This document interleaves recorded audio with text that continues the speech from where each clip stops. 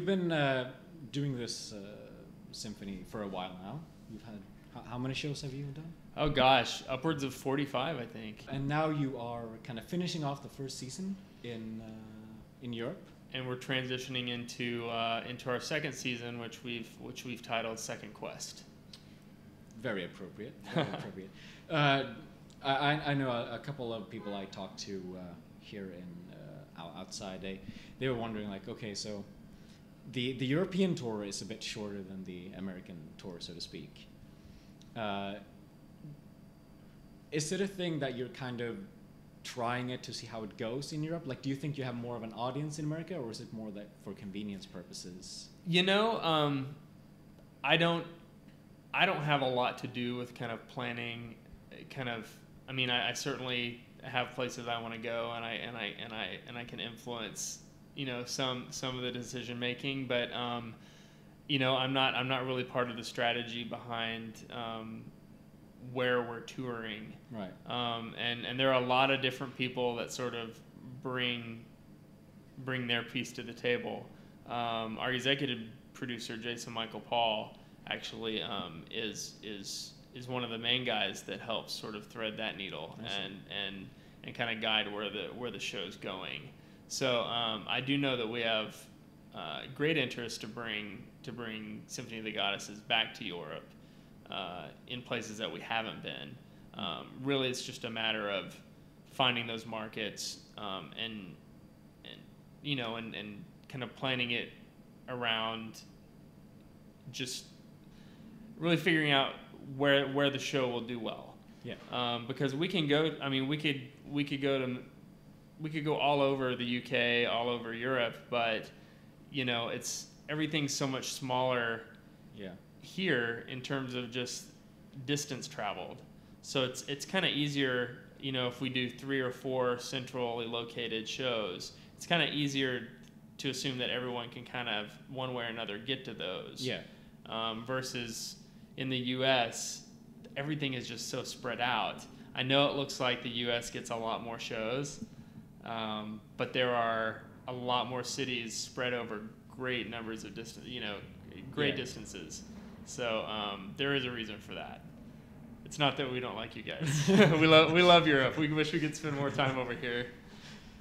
Okay, so a few more questions, just on a personal level. What would you say, like, is the best thing of being back to London? Because you've been here once before, right? And I imagine it must be feel great to finally be back after a year and a half. Yeah. Yeah, no, it's been great. I like I said, I love coming over here.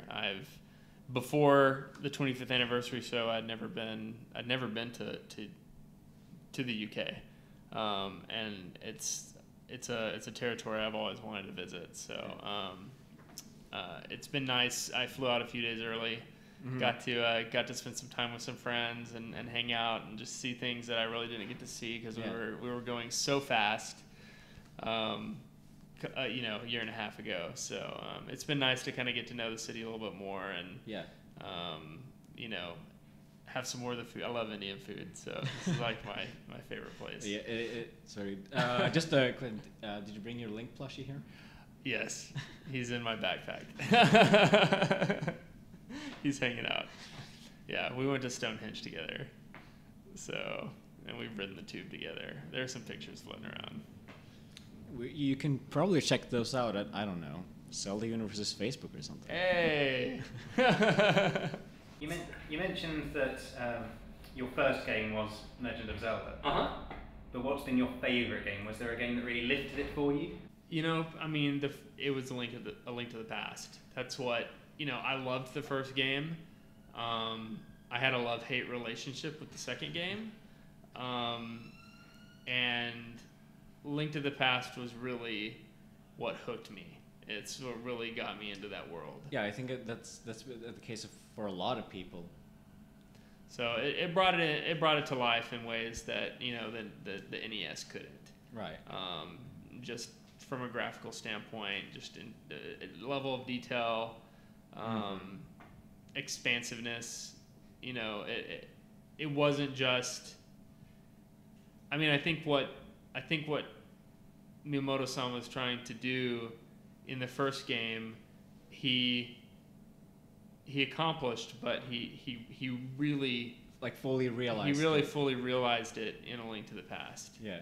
So that to me is kind of the ideal, Zelda game. Now it's hard to say that, and not say but, because right. Wind Waker is amazing. Link to the Past is amazing. I'm one of those rare guys that I liked Ocarina of Time, but it wasn't my favorite game. Okay, yeah, because usually either you love Ocarina of Time or you're like, oh, it's so overrated. Yeah. So, yeah, that definitely. I think I really enjoyed the narrative kind of cinematic approach to both The Wind Waker and Twilight Princess. Yeah. And they told a very specific and well-crafted story. I think coming off of A Link to the Past onto Ocarina of Time, I was trying to compare them too much, and it's kind of figure out how one translated to the other. Right. And I loved A Link to the Past so much that I think I was aggravated with all the things that Ocarina of Time was missing. I see. Yeah. From my perspective, for the sake of getting it into a 3D world, which came with some sacrifices. Yeah. But on the flip side, came with a lot of pluses as well. So that formula, I feel, has really kind of evolved over time. And I have to agree with you. I mean, it feels like it's very difficult, and I think this is something that becomes more of a problem as you grow older and experience more games. Like, oh hey, well, why didn't they do this thing that they did in the last game? And oh, I would have loved to see this thing again. Or but as you get older, and I mean, I've grown up in the video game industry, and I've worked in the video game industry, and I know how games are made, and that perspective gave me some insight into also the development process, and so, kind of some appreciation, perhaps. Yeah. I mean, I think the Nintendo 64 was a great platform, and that they did everything that they could to bring Zelda to life on the 64, and did a magnificent job. So, all right. So, since with A Link to the Past being your favorite game, what do you think of the upcoming A Link to the Past 2? Oh, I can't wait! I'm so excited. E3 is coming up. I think I may have like 2 hours on the floor, and I'm going straight there.